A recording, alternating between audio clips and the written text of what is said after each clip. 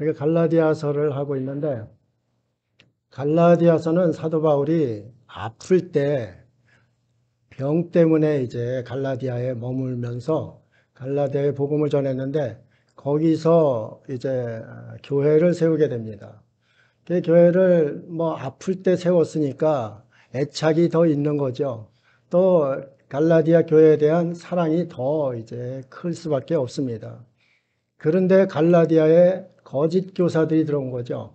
거짓 교사들이 들어와 가지고 사도 바울 저거 사도도 아니야. 저가 전하는 것은 온전한 복음이 아니야. 저가 전하는 것은 믿음으로 구원받는다는 이신친인데 결코 그렇지 않아. 율법도 지키면서 믿음도 지켜야 그래야 구원을 받는 거야. 이렇게 이제 성도들을 미혹을 한 겁니다. 그래서 사도 바울이 아플 때 혼신을 다해서 복음을 전한 그 갈라디아 성도들이 저렇게 다른 복음에 휩싸여서 자신을 신뢰하지 않고 그런 모습을 보일 때 굉장히 분노를 하게 됩니다. 여러분들 그리스도인이라고 분노가 없어요? 화가 없어요? 있잖아요. 그래서 사도 바울은 애정을 쏟은 만큼의 더 큰 분노가 있는 거죠. 그래서 편지 초장부터 아나테마라는 아주 저주를 선포하고 있는 그런 모습을 봅니다. 사도 바울의 애정과 분노가 얼마나 큰지를 이제 보여주는 것이 갈라디아서고, 갈라디아서는 또 교의 신학이 들어 있습니다. 그래서 좀 어렵기도 하지만은 이 갈라디아서를 알아야 기독교 신앙의 정통성을 알게 됩니다. 구원의 또한 길이 어떤 것인지를 명확히 이제 갈라디아서는 보여줍니다. 그래서 루터도 갈라디아서 자신의 아내의 그 애칭으로 캐티라고 갈라디아서를 불렀었습니다. 그러면서 갈라디아서와 나는 결혼했다, 이렇게까지 이야기를 했습니다. 그 루터 신학자가 정말로 사랑했던 그 서신이 갈라디아서입니다. 그러면은 이 분노를 이 편지로 써야 되는데, 또 자신의 정당성을 써야 되는데, 자신의 정당성을 잃으면은 자신이 전한 복음이 무효화가 됩니다. 그렇기 때문에 이것은 자신의 정당성을 온전히 저들에게 알리지 않으면은 정말 자신의 전도자로서의 그 삶이 무용지물이 되어 버립니다. 그래서 자신의 회심 과정을 이야기를 합니다. 오늘 본문이 자신이 회심했던 그 과정을 하나하나 설명하고 있습니다. 또 자신이 사도가 어떻게 된 것인지 자신의 사도의 정당성을 이야기합니다. 사도가 아닌데 의쟁이 뜨쟁이가 와서 전했다. 그러면은 그거 뭐 제대로 신뢰하겠습니까? 우리도 이 교회에서 저도 목회를 하지만은 제가 성도님들한테 신뢰를 받지 못하면은 제가 증언하는 하나님의 말씀이 제대로 여러분에게 들어가지를 않습니다. 그렇잖아요. 제가 전하는 것은 저거 뭐 전하는 많아요. 목사도 아니야. 뭐 이렇다면은 여러분들이 이렇게 있을 필요도 사실 없는 거죠. 그래서 사도 바울은 자신의 정당성을 변론, 입증하고 있는 그러한 모습이 오늘 본문의 내용입니다. 그러면 여러분 회개하고 회심이 무엇이 다른지 아시겠어요? 회개하고 회심이? 우리는 회개 많이 합니다. 회개합니다. 회개하라 천국에 갖고 왔느니라. 여러 가지 회개란 말은 많이 듣잖아요. 그런데 회심이란 말은 잘 이제 사용을 잘 안 하잖아요. 그런데 이거는 엄연히 다른 면이 있어요. 회심을 하려면은 회개를 해야 합니다. 또 회심한 사람은 끊임없이 회개의 길에 들어서야 합니다. 여러분이 회심했다고, 하나님 믿으려고 회심했다고 해서 죄를 짓지 않습니까? 죄를 계속 져요. 그것을 자범죄라고 그러는데, 회심한 사람은 자범죄에 대한 회개가 필요한 겁니다. 하나님의 교회가 아니라 큰 기쁜 교회, 그쪽에서는 한 번 회개하고 회심하면은 다시 회개할 것이 없다고 이야기를 합니다. 그렇지 않습니다. 회심한 사람도 회개거리가 계속 생기는 겁니다. 사람은 아직도 이 땅에 사는 동안은 타락한 속성을 보이게 됩니다. 그 속성 가운데 죄를 짓게 되는 것이죠. 여러분의 삶도 돌아보시면 알 겁니다. 아, 내가 죄 없이 거룩하고 무결점하다, 무흠하다 이렇게 생각하는 분 있어요? 없습니다. 그렇기 때문에 우리는 매일 옷을 빨아야 되는 거죠. 깨끗이 자신의 옷을, 영혼의 옷을 빨아야 그래 주님 앞에 정결한 신부의 모습으로 늘 설 수가 있는 겁니다. 그럼 회개는 무엇인가? 회개는 메타노이안이라는 그 원어에 담겨 있는 뜻이 있습니다. 그것은 자신의 죄를 뉘우치는 겁니다. 그런데 회심은 이게 달라요. 이것은 메타노이아라고 그럽니다. 그래서 회심은 더 가던 길을 다시 방향 전환한다는 거예요. 내가 모시던 주인에서 다른 주인에게로 간다는 거예요. 이 회심이 너무 중요한 거예요. 우리가 세상 것을 섬기고 그러든 세상 좋은 것을 따르든 우리의 삶이 이제는 예수 그리스도를 따르는 삶으로 돌아온 것, 그게 회심이라고 그러는 거예요. 그러면 돌아온 사람은 회개를 안 해도 되냐? 아까 말씀드렸듯이 회개를 계속 해야 되는 거죠. 그래서 그리스도인의 회개는 세상 사람들의 회개와 다릅니다. 회심에서 돌아온 사람들이 하는 회개이기 때문에 이것은 다른 거예요. 세상 사람들은 내가 친구한테 뭐 잘못했어? 저 아버지한테 뭐 잘못했어? 잘못했습니다. 그걸로 이제 끝나는 거예요.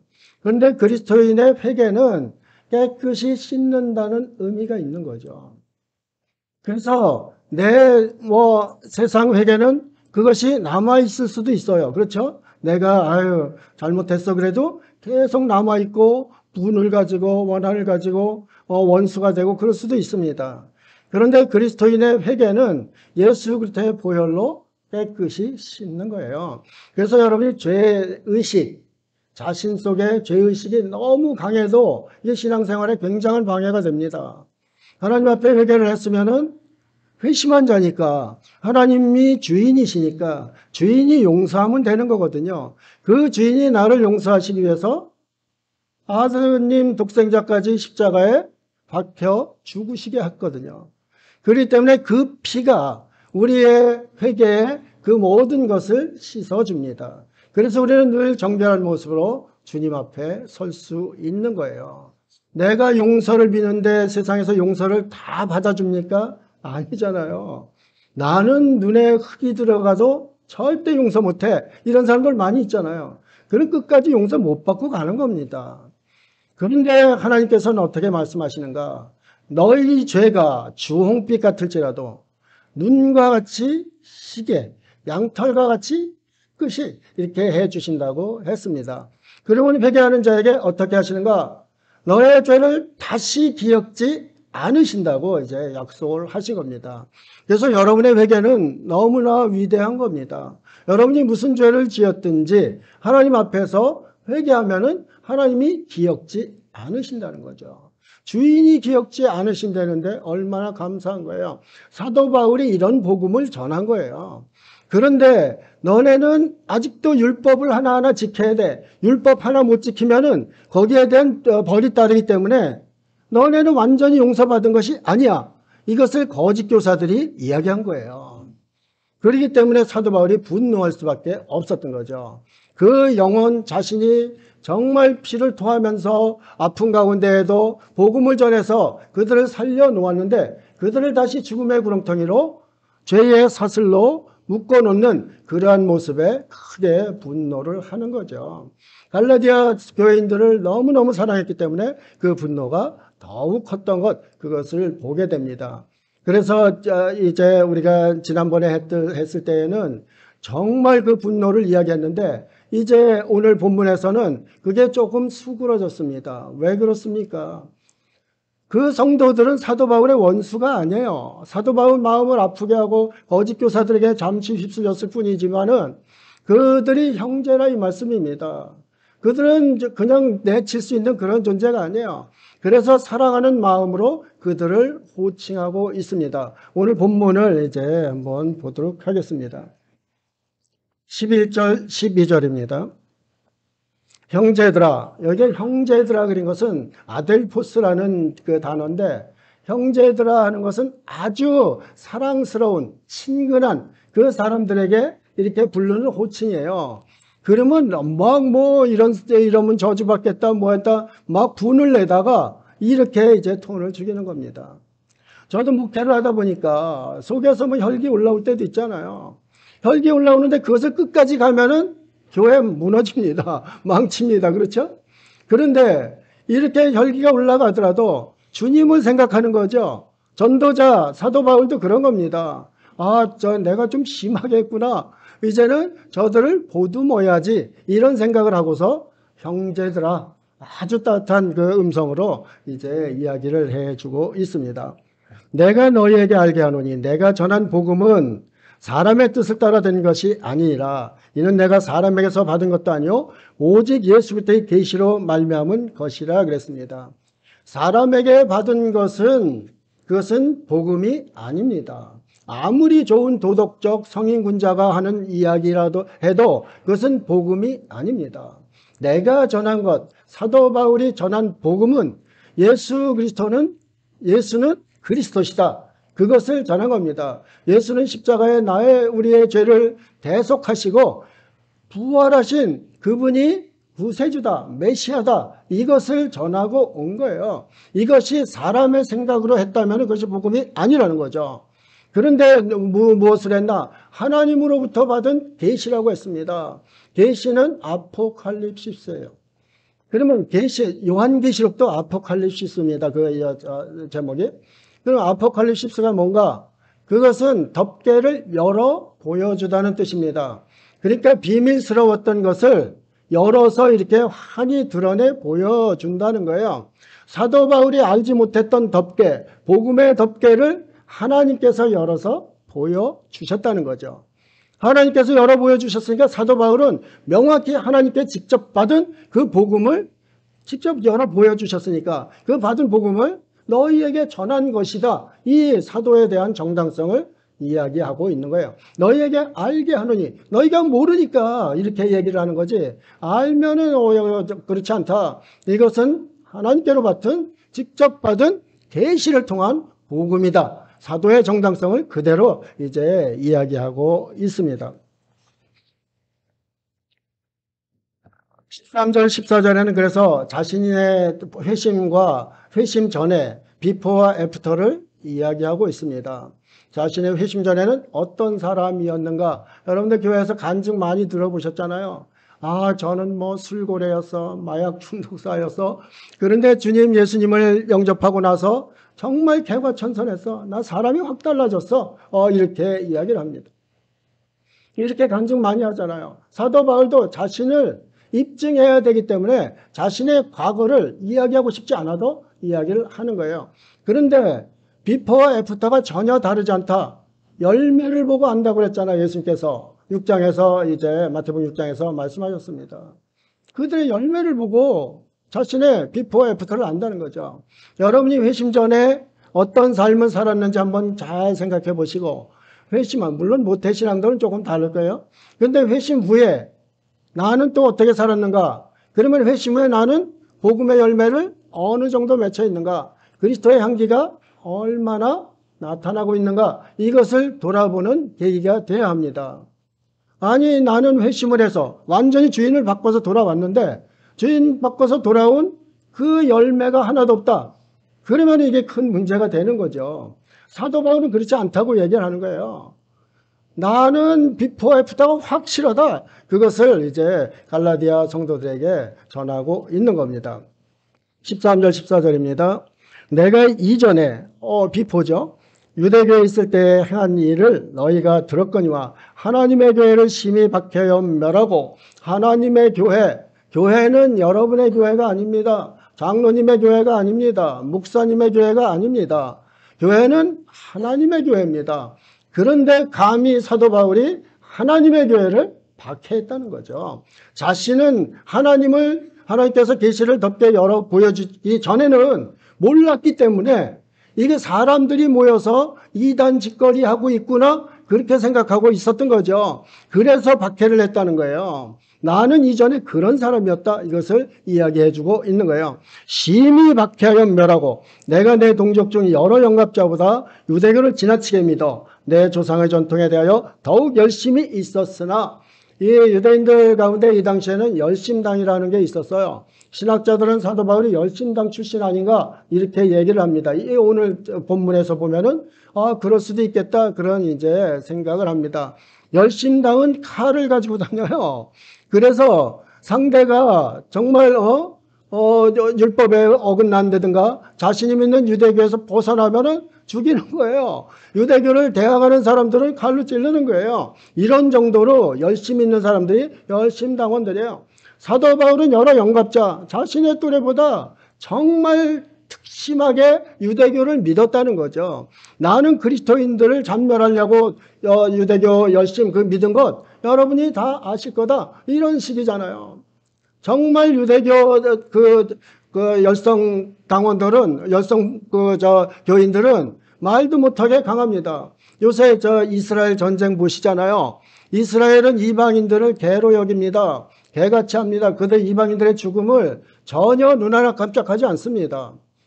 유대교 자신들 시오니즘에 반대하는 그들은 다 적인 거예요. 개들인 거예요. 개같이 여겨서 사륙하고 합니다.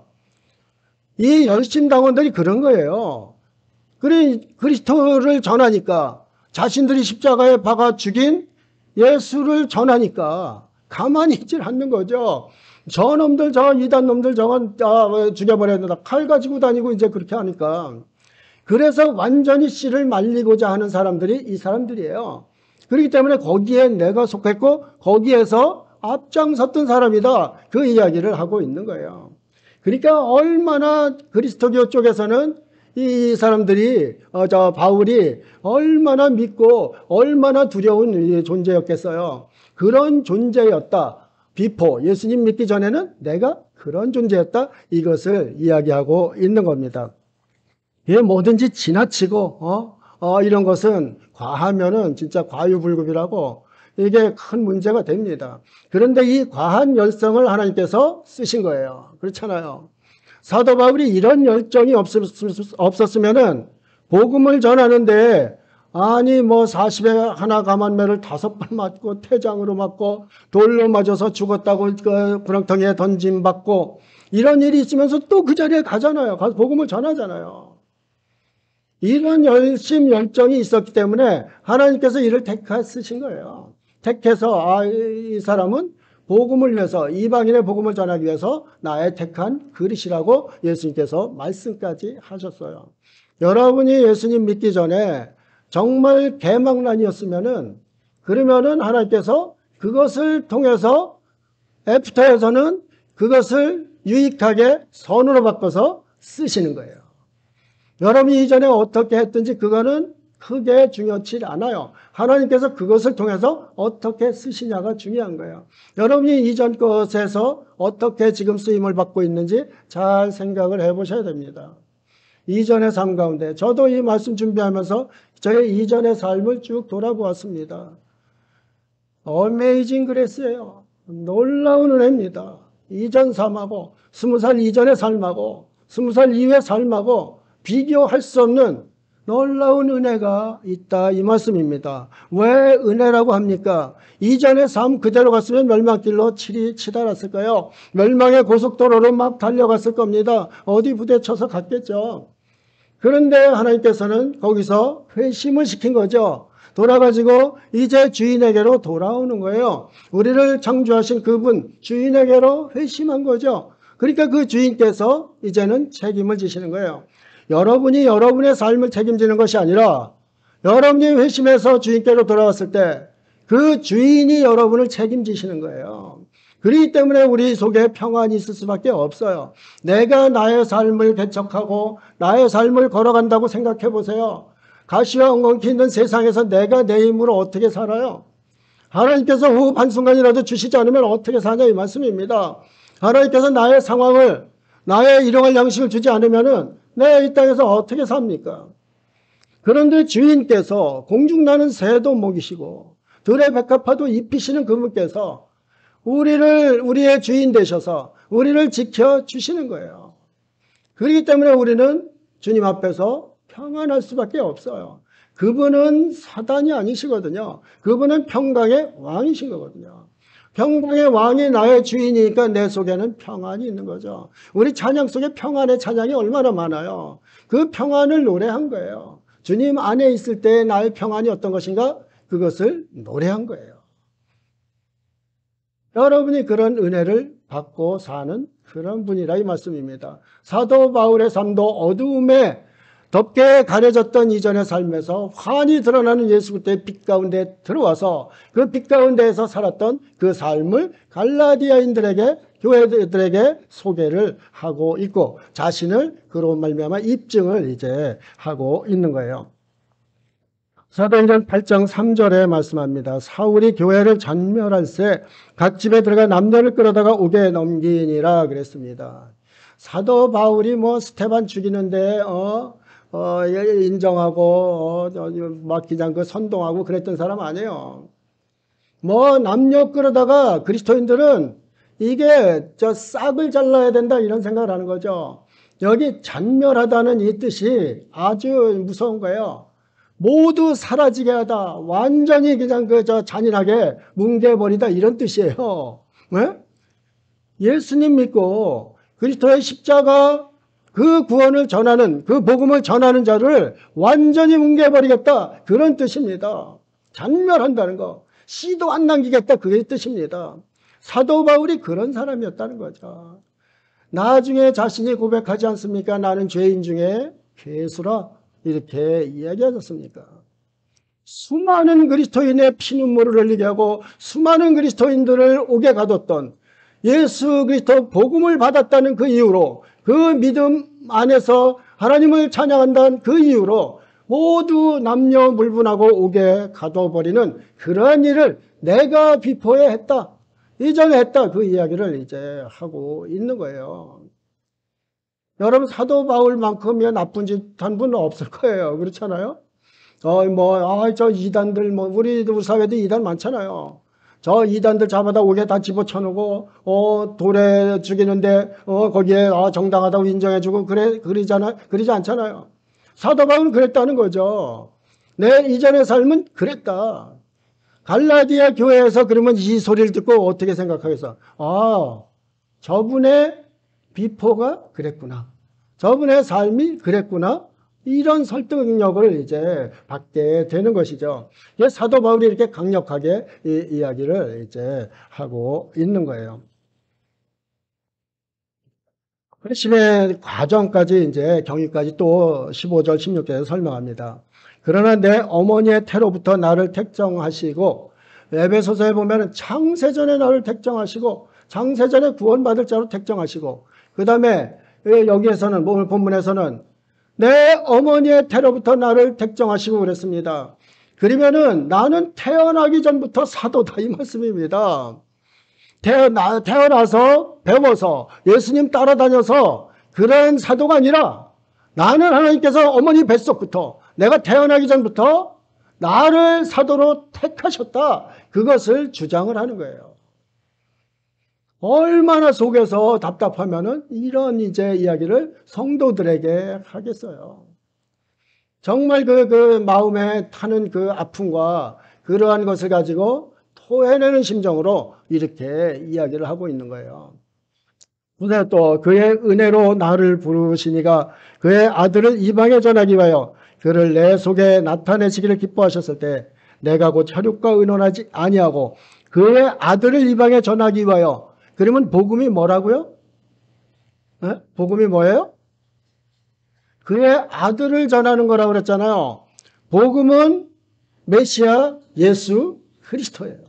그리스도 예수님이 그리스도시다. 그것이 복음이에요. 그 복음을 저 이방 유대인 시오니즘 가지고 있는 그 유대교 거기만 전하는 것이 아니라 온 세계의 이방의 복음을 전하기 위해서 나를 이방인의 사도로 택한 것이다. 이렇게 이야기를 하고 있는 거예요.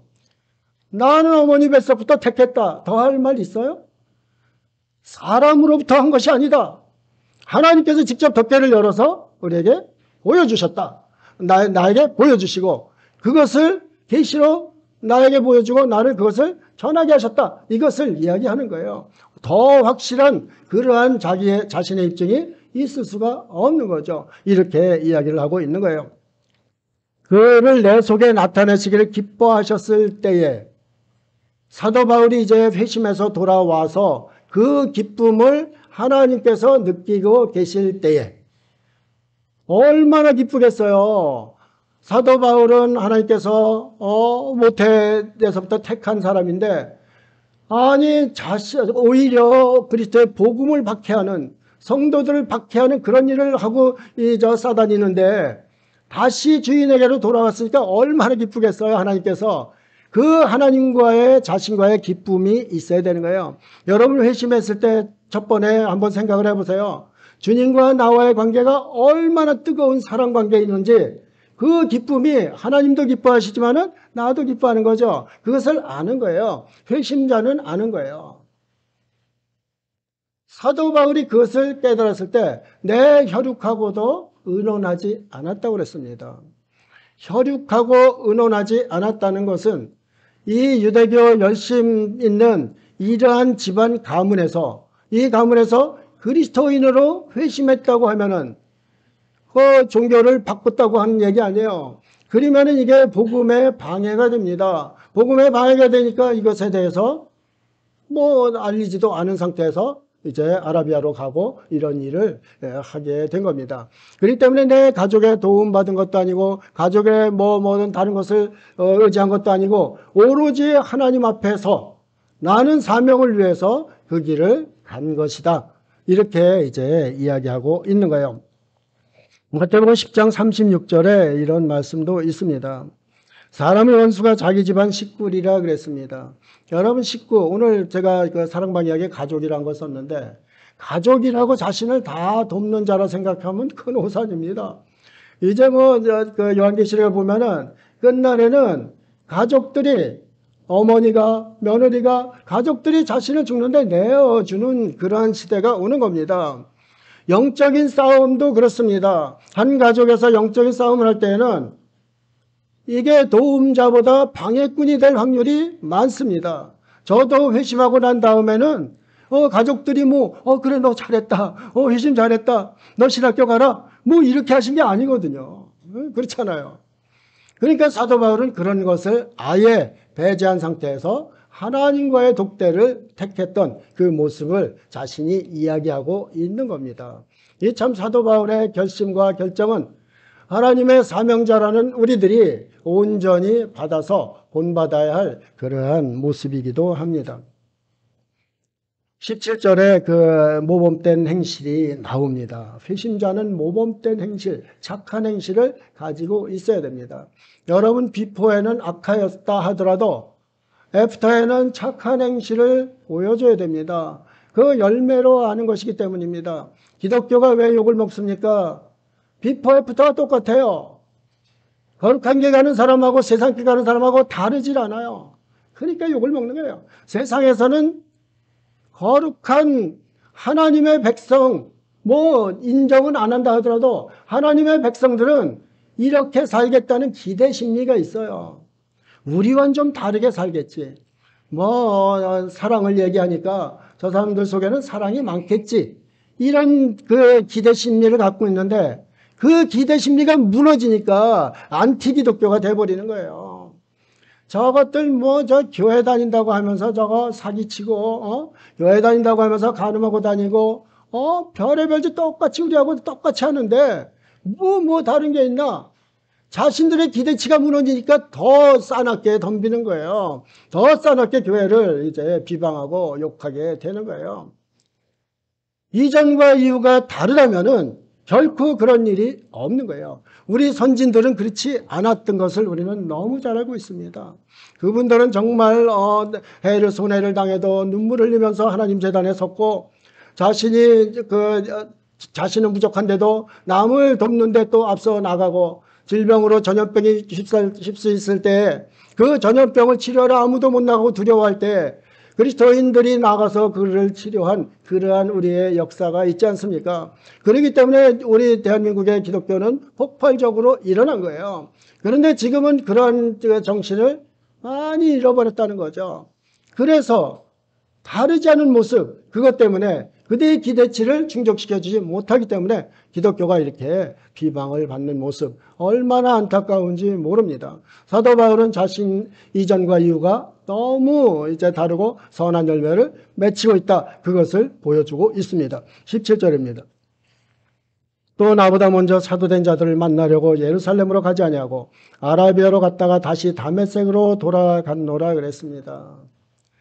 사도들을 만나러 가면은 사도들에게 배운 사람은 속사도라고 그래요. 사도들 제자들을 속사도라고 그래요. 속사도의 제자들을 교부라고 그래요. 그런데 그러니까 사도들한테 배워서 자신이 회심하고 사도 공부를 해서 자신도 사도라고 이야기한 것이 아니라 이것을 이야기해 주는 거예요. 그렇잖아요. 그럼 아라비아는 뭐 아는 사람도 없고 그런 상태로 간 거예요. 그러면 아라비아는 뭐 무슨 광야길 이런 데 아닙니까?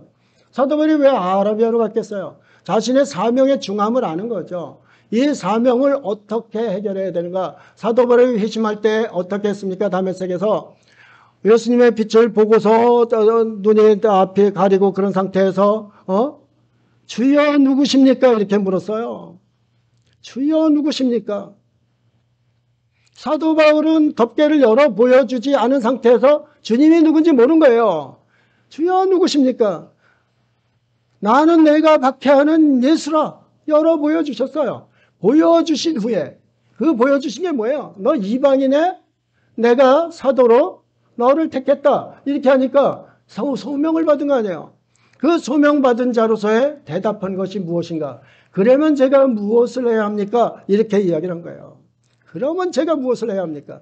여러분 소명받았습니까? 그리스도인으로 이 땅에 오셔서 회심한 가운데 주님께 소명을 받았습니까? 소명을 받았으면은 이 질문을 꼭 해야 되는 거예요. 주여 그러면 제가 무엇을 해야 합니까? 주님 앞에 여쭤보아야 되는 거죠. 여러분 여쭤보았습니까? 그리고 보고서 주님께 확신을 받고 이렇게 주의 일을 합니까? 이게 안 되니까 이게 문제가 되는 거예요. 사도 바울은 소명받고서 주여 누시옵니까? 나는 내가 박해하는 예수라. 그러면 저는 무엇을 해야 합니까? 이 무엇을 해야 합니까에 대한 질문, 너 이방인의 사도로 내가 너를 택했다. 이 말을 듣고서 그러면 내가 이방인의 사도로 무엇을 해야 하는지 이것에 대한 하나님과의 영적 교감을 위해서 3년여 동안 아라비아로 이제 가 있었던 거죠. 아라비아로 가서 주님과 깊은 교제를 하는 가운데 세계 선교를 위한 그러한 에너지를 이제 축적하게 된 겁니다. 우리가 하나님 앞에 무슨 일을 할 때는 항상 하나님 앞에 서야 하는 거예요. 하나님 앞에 서서 하나님 앞에 묻고 하나님 이렇게 해야 됩니다. 이렇게 하고 싶습니다. 묻고서 그게 아니다. 이런 사인이 오면 안 하는 거죠. 내가 아무리 좋다 해도 안 하는 거죠. 사도 바울의 모습이 바로 하나님 앞에 절대적인 이제 순복하는 그런 주님의 종, 둘로스라고 자신을 칭합니다. 자신은 주님의 노예로서 일평생 살겠다. 주님이 명령하신 것은 내가 아무리 싫더라도 그 일을 하겠다. 그런 자세로 이제 나갈 수 있었던 것. 이러한 영적 교감을 갖는 시간, 그러한 시간이 사도 바울에게 큰 역할을 했다. 이것을 보여주고 있습니다. 여기 보면은 아라비아로 갔다가 다시 다메섹으로 돌아갔노라 했습니다. 그냥 하나님의 교회를 박해하던 하나님의 원수가 됐던 자가 아라비아로 가서 하나님과 원수 관계를 푸는 거죠. 화해의 시간을 가진 겁니다. 그럼 다메섹으로는 또 왜 갔나? 아라비아에서 다메섹이 가깝다고 그랬어요. 가까운데 그럼 다메섹으로 왜 갔나? 다메섹이 어디예요? 네? 다메섹이 어디예요? 다메섹 몰라요? 사도 바울이 다메섹? 다메섹이 회심 사건이 일어난, 그래서 3일 동안 눈이 멀었던 그런 자리 아니에요. 그러면 왜 회심이 있었고 왜 눈이 멀고 왜 예수님을 거기서 만났어요? 다메섹에 있는 그리스도인들을 잔멸하려고, 싸그리 없애버리려고 거기 가서 나쁜 짓이란 다 한 거죠. 그리스도인들에게 자신은 의로운 거룩한 그 싸움, 종교 전쟁을 한다고 생각했지만은 그리스도인 입장에서는 완전히 이거는 뭐 원수 중에 원수 아니에요. 그러면 다메섹에 있는 성도들하고 바울하고의 원수 관계 아닙니까? 그렇잖아요. 그 원수 관계에 있는데 가고 싶은 사람이 누가 있겠어요? 그렇지만 회심한 그리스도인은 거기 가야 돼요. 왜? 하나님과의 관계를 푸는 것도 중요하고 이웃과의 관계를 푸는 것도 중요하다 이 말씀입니다. 이번 추석 때 가족들하고 관계 안 좋았던 사람 추석 때 만나서 관계를 푸는 것, 화해하는 것, 이것이 너무 중요한 거예요. 그리스도인들 밖에 했던 그 그리스도인들이 자신의 가족 아니에요. 이제는 형제들, 가족들. 그런 가족하고 네가 날 그렇게 괴롭혔지. 이런 거 마음에 한을 두고 우리 저 누이 잡아다가 오게 가뒀지. 내 동생 돌로 때렸지. 뭐 이런 거 가지고 있으면 이게 견딜 수가 없는 거 아니에요. 그러면 사도 바울이 갔을 때는 아마 가만두지 않겠다는 사람들 많이 있었을 거예요. 그럼에도 불구하고 사도 바울은 다메섹으로 들어갔어요. 왜? 사람과의 화해가 중요하기 때문에. 회심자는 반드시 화해해야 되는 거예요. 주님 안에 들어가서 하나님은 사랑이시라는데 아니 사랑이신 그 속에 나는 내 눈에 흙이 들어가도 너는 절대 용서 못해. 너하고는 화해 못해. 왜 그리스도인이라고 할 수 있겠어요? 그렇잖아요. 정말 중요한 거예요. 사도 바울 죽이고 싶을 거 아니에요. 얼마나 다 박해당했으니까. 그런 사람들하고 화해를 해야 되기 때문에 내가 맞아 죽어도 가겠다. 그래서 다메섹으로 간 거예요. 이 회심이 이게 쉬운 게 아니에요. 간단한 게 아니에요. 나는 회심했어. 회개하고 회심을 헷갈리는 사람들이 많이 있기 때문에 그래요. 그리스도인들 중에도 회개만 한 사람들 많이 있어요. 완전히 회심했으면 주인은 예수 그리스도예요. 그러면 주님의 말씀대로 사는 거예요. 하나님은 사랑이시면 사랑대로 사랑 베풀면서 하나님 사랑하고 이웃 사랑하면서 사는 거예요. 회심자는 그렇게 사는 거예요. 그런데 내가 주님 믿지 않아서 잘못했습니다. 이런 그냥 그 세상 사람들은 그냥 간단한 회개만 하고서 자신이 회심했다고 그리스도인이라고 나서서 움직이는 사람들이 얼마나 많이 있어요. 회심은 완전히 방향을 바꾸는 거예요. 세상으로 달려가던 세상의 좋은 것들 쫓아가던 것 이제 하나님께서 좋아하시는 하나님의 기쁨을 위해서 살겠다 돌아온 것이 회심이라 이 말씀입니다. 그럼에도 그렇게 살지 않으면 자신을 정말 돌아보아야 합니다. 이 땅에서 뭐 천년 백년 삽니까? 금세잖아요. 저 군대 갔을 때 펄펄할 때가 45년 됐어요. 금세 지났어요. 뭐 앞으로 45년 더 살겠어요? 그렇게 어림도 없을 거라 생각합니다. 그렇게 짧은 거예요. 그러면 그렇게 짧을 때 완전히 비포 애프터가 달라서 애프터에는 열매를 맺혀야 된다. 나에게도 열매를 맺혀야 되지만 영성의 열매 맺혀야 되지만 내 가족들도 열매를 맺혀야 되고 나를 아는 지인들에게도 열매를 맺혀야 되고 이런 일이 그리스도인들이 해야 할 그러한 일이다. 이것을 이야기하고 있는 겁니다. 마태복음 5장 23절 24절에 말씀합니다. 그러므로 예물을 제단에 드리려다가 거기서 내 형제의 원망 들을 만한 일이 있는 것이 생각나거든 예물을 제단 앞에 두고 먼저 가서 형제와 화목하고 그 후에 와서 예물을 드리라. 추석이 돼도 이건 뭐 가족이 아니라 왼수로 사는 사람들이 너무 많은 거죠. 더군다나 그리스도인은 절대 그것은 뭐 용납이 안 되는 겁니다. 그리스도인은 가서 화해를 해야 합니다. 그 마음을 풀어줘야 됩니다. 안 풀어요? 쟤는 내가 용서를 구하고 화목을 청했는데도 안 풀어. 풀 때까지 가야 되는 거예요. 예배 드리기 전에 풀 때까지 끊임없이 가서 그거 하고 하나님 앞에 예물 드리라 그 이야기를 하고 있는 거예요. 회심자가 그러한 삶을 살지 않으면 내 회심을 생각을 해봐야 되는 거예요. 정말 내가 회심한 자인가 돌아보아야 되는 겁니다. 마태복음 6장 33절 그런즉 너희는 먼저 그의 나라와 그의 의를 구하라. 그리하면 이 모든 것을 너희에게 더하시리라.